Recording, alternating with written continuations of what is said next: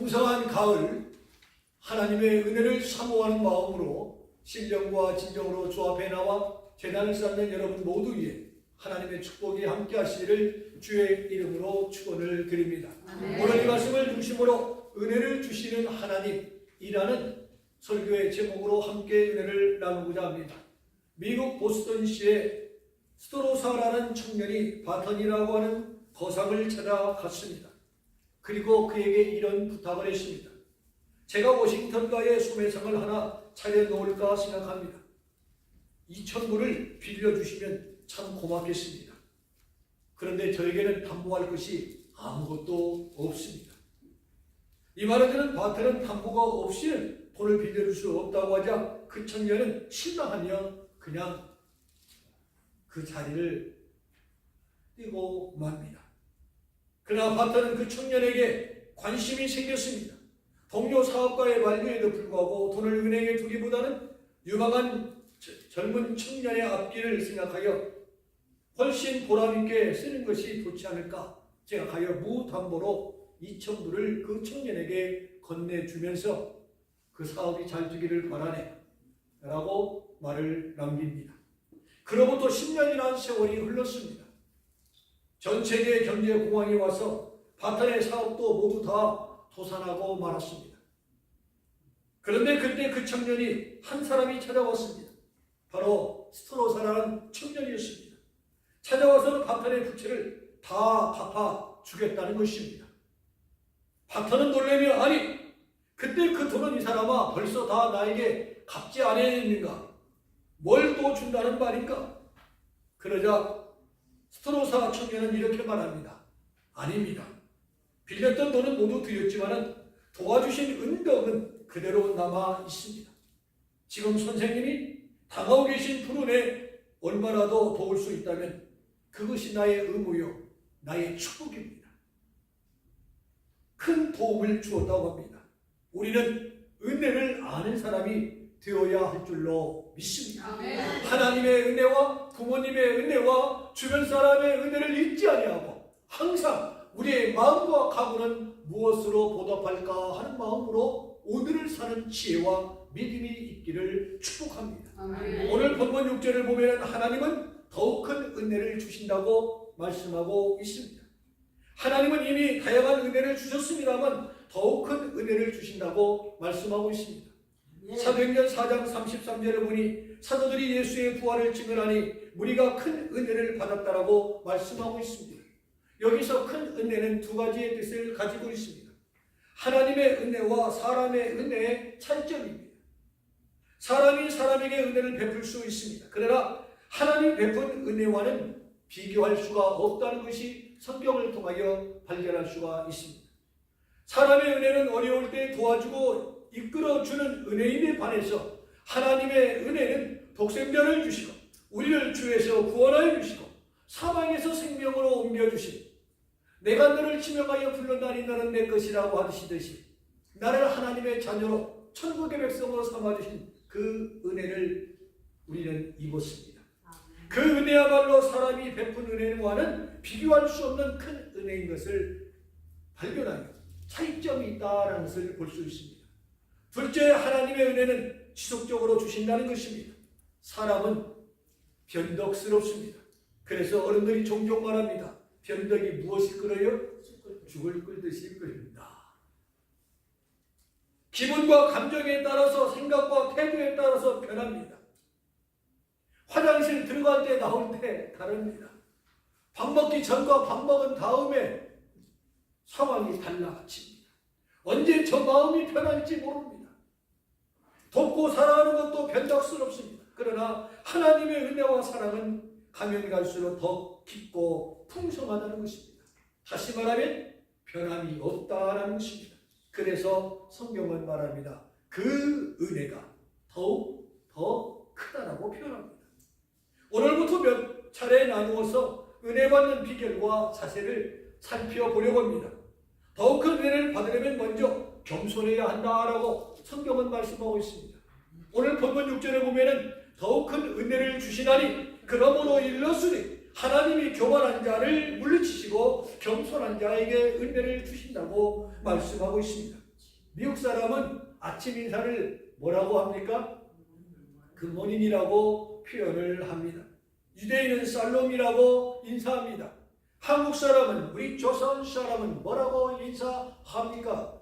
어떻게 인사합니까? 밤새 안녕하셨습니까? 아침 식사는 어떻게 하고 나오셨습니까? 인사합니다. 헬라 사람들은 은혜라고 표현합니다. 인사말을 보면은 그 민족의 생활 문화가 깊이 담겨져 있습니다. 인사만 보더라도 그 환경과 그 나라의 분위기를 읽을 수가 있다는 말입니다. 우리 모국의 경우 정면, 난리, 당파 싸움, 숙청, 전쟁으로 편할 날이 없었습니다. 자고 나면 사약을 받거나 귀향을 가거나 죽는 일이 흔했습니다. 그러다가 보니까 아침에 만나면 아이고 어른 밤새 안녕하셨습니까? 안 죽고 살아남았냐 그 말이에요. 왜 밤새 누가 죽고 누가 붙들어가고 귀향 가고 하는 일이 얼마나 허다했습니까? 그뿐입니까? 보릿고개 흉년, 기근, 찌든 가난이 수천 년 동안 계속되었습니다. 유일한 희망은 나도 한번 허연 쌀밥 배불리 한번 먹어봤으면 좋겠다는 것이 저희 어린 시절도 있었습니다. 어린 시절. 축소계층을 뺀 일반 대중들은요, 제때 밥을 찾아 먹는 것이 어려운 게 아니라 불가능했어요. 그래서 이웃집을 가더라도 때가 되면 찾아가지 말라. 배가 쩔쩔 굶은데도 불구하고 어쩌다가 때가 만나면은 어떻게 식사를 하고 오셨나요? 배가 고픈데도 예, 식사 아주 잘하고 왔습니다. 그런데 뭐가 말을 해요? 뱃속에 쥐가 꼬락꼬락 하면서 이야기를 합니다. 아직 밥 못 먹었어요. 그러다가 소리가 너무 크면 뭐라고 해요? 아직 식사 못 하셨군요. 이리 오시다. 겸상합시다. 그러다 보니 만날 때마다 진지 잡수셨습니까? 라는 인사를 하게 되어집니다. 좋은 아침이라는 인사말에 비하면 밤새 안 죽고 살아남았습니까? 아침밥이나 먹고 나왔습니까? 우리의 인사말은 서글픈 정서가 서려져 있습니다. 오늘 본문은 교만한 자는 은혜를 받을 수 없고 겸손한 자에게 은혜를 베푸신다고 말씀합니다. 은혜는 좋은 것, 평안한 것, 행복한 것입니다. 그러나 은혜를 받지 못하면 그 반대가 되는 것입니다. 교만하면 자신이 만만한 것, 머리를 치켜드는 것, 남을 얕잡아오는 것, 일련의 행위를 말하는 것입니다. 주고받는 행위는 정해진 법칙이 있습니다. 은혜를 받으려면 자세를 낮추고 머리를 숙이고 허리를 굽혀야 받을 수 있는 것입니다. 겸손해야 받을 수 있다는 말입니다. 교만은 은혜를 가로막는 가시와 같습니다. 성경에는요, 교만 때문에 망하거나 손해본 사람들이 얼마나 많은지 모릅니다. 우리말에 뭐라고 표현합니까? 까불면 다친다고. 교만하면 다친다고. 예를 들겠습니다. 사울은요, 이스라엘 초대 민석 왕이었습니다. 현대말로 표현하면 백성들에 의하여 뽑힌 왕이었습니다. 백성의 지지로 뽑힌 왕이었기 때문에 그의 인기는 절대적이었습니다. 권위도 절대적이었습니다. 그런데 그런 백성의 지지나 인기를 믿고 신앙을 소홀히 하고 하나님을 멀리하기 시작했던 것입니다. 결과는 어떻게 됐겠습니까? 뻔했습니다. 사울 왕조는 완전히 붕괴되고 단 한 명도 그의 후손이 왕이 되거나 출세한 사람이 없다라는 말입니다. 저와 여러분이 태평양을 넘어 미국에 와서 살고 있는데 내 후손 중에 뛰어난 사람이 나오지 않는다면 100년, 150년 후에 그렇고 그런 집안이라면 얼마나 마음 아픈 일이겠습니까? 사울왕의 후손은 그러했습니다. 다윗 왕도 집권 말기 요압이라는 신복 장군을 시켜서 이스라엘 중에 칼을 빼어 전쟁에 나갈 수 있는 숫자가 얼마나 되겠느냐라는 확인을 시켰습니다. 요즘 말로 베라미 인구와 국력을 평가하는 센서스를 한 것입니다. 역대상 21장 7절을 보니 하나님이 이 일을 인구조사를 악하게 여기사 이스라엘을 치셨다고 했었어요. 나라가 잘되고 부흥하고 발전하는 것은 왕이나 대통령이 잘해서 되는 것이 아니라 하나님의 은혜로 된다라는 말입니다. 우리 가정이, 우리 가문이 내가 열심히 일하고 수고한 대로 되는 것이 아니라 하나님이 축복해 주셔야 날개를 펼 수 있다는 거예요. 우리는 얼마나 열심히 살고 있습니까? 열심히만 한다고 되는 게 아니지 않습니까? 정말 하나님께서 지켜보고 인도해 주시지 아니하시면 한치 앞을 모르고 오늘을 살아가는 것이 우리의 현 주소가 아니고 무엇이겠습니까? 그러므로 국가도 지도자도 교회도 가정도 나도 너도 하나님의 은혜를 받아야 한다는 것입니다. 그런데 그 은혜를 가로막고 차단하는 것이 바로 무엇이냐? 교만이라는 것입니다. 다윗도 교만했다가 무시무시한 진노를 받았습니까? 어떤 진노를 받았습니까? 전염병으로 인하여 몇 명이 죽었습니까? 역대상 21장 14절에 보니까 7만 명이 죽었습니다. 당시에 7만 명은 지금으로 말하면 몇 수십만 명과 100만 명과 같은 숫자의 비율입니다.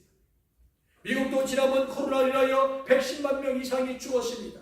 우리 모국도 35,605명이 죽었습니다. 전 세계적으로 몇 명입니까? 693만여 명이 죽었습니다. 우연한 일이 아닙니다. 다 하나님의 뜻이 계십니다.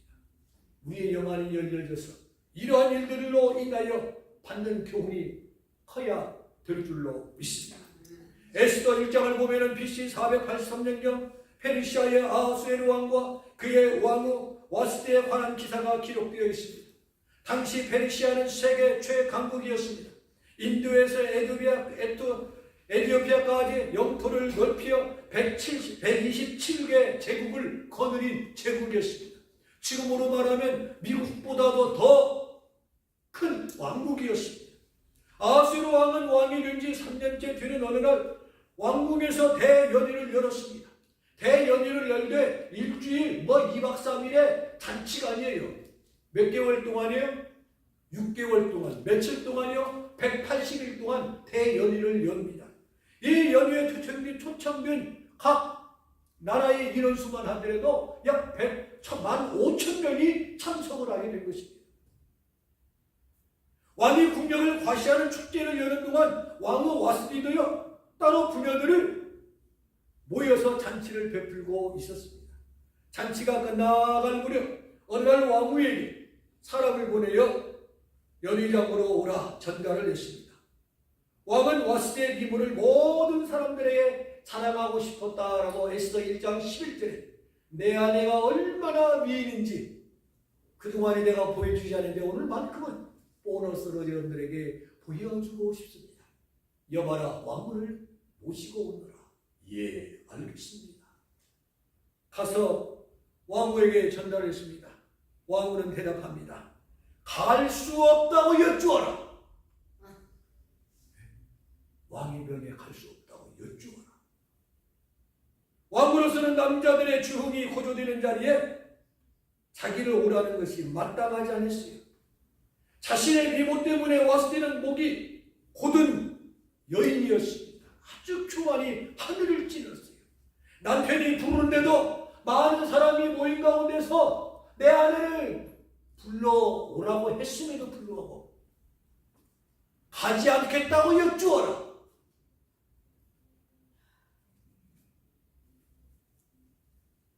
그래서 못 간다고 여쭈었는데 못 온다고 합니다. 그때 왕이 진노하여 1장 12절에 보니까 왕의 마음속이 불붙는 듯 했다 했어요. 이것 보고 우리말로 표현하면 뭐예요? 마음이 천불났다라는 표현이에요. 대단히 노했어요. 문제는 그 사건의 불씨가 되어서 왕후 와스디는 어떻게 됐어요? 퇴출당하고 이때 누가 등용하게 됩니까? 에스더가 등용하게 된 거예요.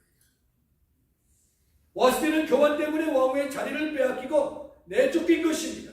그 후에 아하수에르 왕도 교만과 방탕한 생활을 하다가 결국에는 어떻게 되겠어요? 암살당하고 맙니다. 교만은요 모든 것을 무너뜨립니다. 교만은요 성공을 무너뜨립니다. 교만은 행복을 무너뜨립니다. 교만은 모든 것을 잃어버리게 한다는 것입니다. 돈을 벌더라도, 공부를 많이 했더라도, 성공했더라도, 얼굴이 예쁘더라도, 행복하더라도 교만해서는 안 된다는 것입니다. 오늘 본문은 교만한 자를 물리치시고 겸손한 자에게 은혜를 주신다고 했어요. 교만한 와스디를 물리치고 겸손한 에스더를 하나님이 세우신 줄로 믿습니다. 교만한 사람은요, 말씀을 통해 임하는 은혜도 받지 못할 뿐만 아니라 받기도 어렵습니다. 우리는 말씀을 통해 은혜가 무엇인가를 깨닫고 은혜를 확인하는 사람들입니다. 그런데 교만한 사람은요, 말씀을 바라보기만 할 뿐 마음으로 받아들일 수가 없는 것입니다. 다시 말하면 구경꾼이 있고 감동받는 사람이 있습니다. 말씀은 은혜를 받아야 되는 것이지 구경이 아닙니다. 예배는 드리는 것이지 구경하는 것이 아닙니다. 예배는 보는 것이 아니라 드리는 것입니다. 은혜 역시 받아야지 구경만 하면 안 됩니다. 하나님의 은혜를 받는 저와 여러분이 되기를 축복합니다. 어느 주일 아침 스코틀랜드의 유명한 설교가 어스킨 목사가 설교를 하고 있었습니다. 그러나 스칼렛이라는 여자가 설교를 듣고 얼마나 큰 은혜를 받았는지 몰라요. 그 여자는 다음 주일도 어스킨 목사의 설교가 기대되었습니다. 한 주일이 얼마나 긴지 몰라요. 주일을 기다리며 다음 주일에 또 가서 정말 하나님의 은혜를 받아야겠다라는 마음과 각오와 준비로 그 예배에 참여했는데 은혜를 받았겠어요? 못 받았겠어요? 은혜를 못 받았습니다. 예배가 끝난 후 어스킨 목사님을 만나 스켈렛이 물었습니다. 목사님, 제가 지난 주일에는 목사님을 통해서 하나님의 큰 은혜를 받았습니다. 그런데 제가 오늘은 전혀 은혜를 못 받았거든요. 왜 내가 은혜를 받지 못했을까요? 스칼렛 목사님이 대답했습니다. 그 이유는 간단합니다. 지난 주일은 당신이 예수님을 만나러 왔기 때문에 은혜를 받았고, 오늘은 나를 만나러 왔기 때문에, 내 말을 듣기 위해서 왔기 때문에 은혜를 받지 못한 것입니다. 교만은 말씀을 가로막고, 축복을 가로막고, 성공을 가로막고, 은혜를 가로막아 버립니다. 우리는 늘 교만을 물리쳐야 할 줄로 믿습니다. 요한 세바스찬 바흐는 1100여 곡을 작곡한 작곡가로 유명합니다. 그는 죽기 전까지 악보가 보이지 않는 실명 상태까지 작곡을 했습니다. 그의 마지막 코랄은 주여 당신의 보좌 앞으로 나아갑니다. 그 곡을 끝으로 그는 눈을 감았습니다. 눈을 감았는데 그는 이런 유명한 명언을 남겼습니다. 음악을 주신 하나님 감사합니다. 두 번째, 하나님은 경건한 음악과 함께합니다. 얼마나 귀한 명언입니까? 같은 찬양, 같은 찬송이 아니라 정말 복음적이고 경건한 찬양을 통해서 하나님은 임하신다는 것을 남겼습니다. 그래서 교회에는 지도자가 있고 그 지도자는 수천 수만 가지의 찬양이 있지만 선곡을 하게 되어지는 것입니다. 바로 이러한 정신과 신앙과 삶이 은혜 받은 사람의 생활이다라는 것입니다. 이제 말씀을 마치겠습니다. 개미와 비둘기 이야기로 말씀을 마치려고 합니다. 목마른 개미가 시냇물로 기어가다가 물살에 휩쓸려 떠내려 갑니다. 나무에 가만히 앉아있다가 이 광경을 본 비둘기 한 마리가 나뭇잎 하나를 떨어뜨려 줍니다. 개미가 나뭇잎에 기어올라 간신히 목숨을 건지게 됩니다. 그 뒤 포수가 비둘기를 향해서 총구를 겨누고 쏘려고 할 때 개미가 달려가서 포수의 발등을 힘껏 물어버렸습니다. 아, 따가워. 그 순간 그 바람에 총알은 다른 방향으로 나갔고 그 바람에 비둘기는 깜짝 놀라 도망을 쳤습니다. 개미는 비둘기에게 은혜를 갚았다는 이야기를 한 예화를 보면서 참 마음에 큰 감동이 됐습니다. 사랑하는 성도 여러분, 미물도 은혜를 알고 은혜를 갚습니다. 저와 여러분은 사람이요, 하나님의 사람입니다. 하나님의 은혜와 부모님의 은혜와 주변 사람의 은혜를 모른다면 우리는 개미보다도 못합니다. 잠언서는 분명히 말합니다. 은혜를 모르면 무엇보다도 못하다고요? 무엇 같다고요? 짐승보다도 못하다고 분명히 성경은 말씀합니다. 우리도 하나님의 은혜를 받고 하나님의 은혜를 갚는 마음으로 남은 여생을 사는 신앙생활하는 저와 여러분들이 되시길 주의 이름으로 축원을 드립니다.